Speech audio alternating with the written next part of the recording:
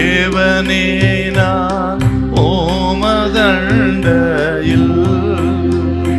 இன்னும் நெருங்கி சேர்வதே என் ஆவல் பூமியில்.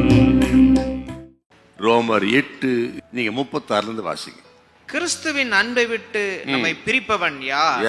உபத்திரவமோ வியாகுலமோ துன்பமோ பசியோ நிர்வாணமோ நாசமோசமோ பட்டயமோ இவை எல்லாவற்றிலேயும் நாம் நம்மில் அன்பு கூறுகிறவராலே முற்றும் ஜெயம் கொள்ளுகிறவர்களாய் இருக்கிறோமே.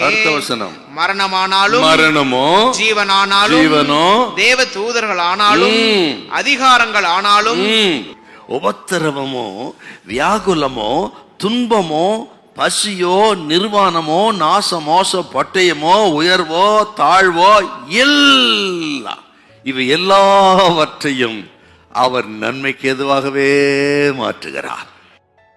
இவை எல்லாம் என்ன செய்தான்? கூடி வேலை செய்து நமக்காக தேவ திட்டத்தை நிறைவேற்றுகிறது. எது இதெல்லாம்? நன்மை, உயர்வு, தாழ்வு, நாசமோச பட்டயம், உபத்திரம், பாடு எல்லாம் நமக்காக கூடி வேலை செய்தான். வேலை செய்து நம்ம புஷ் பண்ணி ஒவ்வொரு படிக்கட்டா உயர்த்தி தேவ திட்டத்துல கொண்டு வந்து நிறுத்துகிறது. எல்லாம் கூடி வேலை செய்கிறது. அதுக்கு தான் சொல்றாருங்க சகலமும்.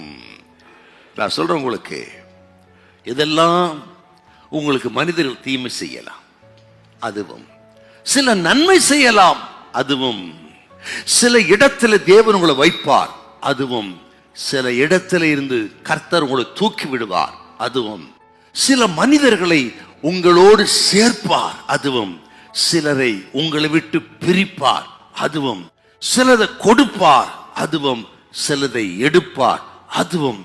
ஆக நன்மை தீமை பாடு உபத்திரவம் இவ அனைத்தும் நன்மைக்கு எதுவாகவே.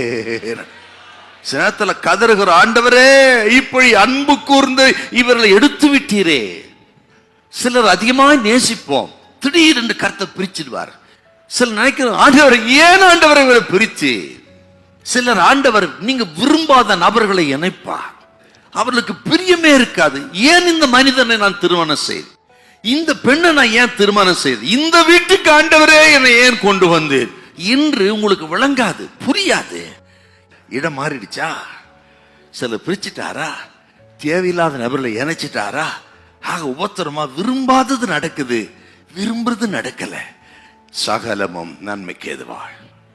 இன்னொரு சொல்றேன் உங்களுக்கு, இப்படி அழைக்கப்பட்ட அன்பு கூர்ந்த தேவ பிள்ளைகள் வாழ்க்கையிலே சூழ்நிலைகள் உங்களை ஆளுகை செய்ய முடியாது, சாத்தான் உங்களை ஆளுகை செய்ய முடியாது, சில மனிதர்கள் ஆளுகை செய்து அழிக்க நினைக்க முடியாது. இயேசுவே ஆளுகை செய்வார். அவர் ஆளுகை செய்கிறதுனால தான் சகலமும் நன்மைக்கு. அதனால சூழ்நிலை வித்தியாசமா இருக்கும். சில நேரத்தில் பார்த்தா சாத்தான போராட்டங்கள், பயப்படாதீங்க, அவர்கள் உங்களை ஆளுகை செய்ய இடம் தர மாட்டார். இயேசுவே ஆளுகை செய்வார். ஹல்லேலூயா, ஹல்லேலூயா.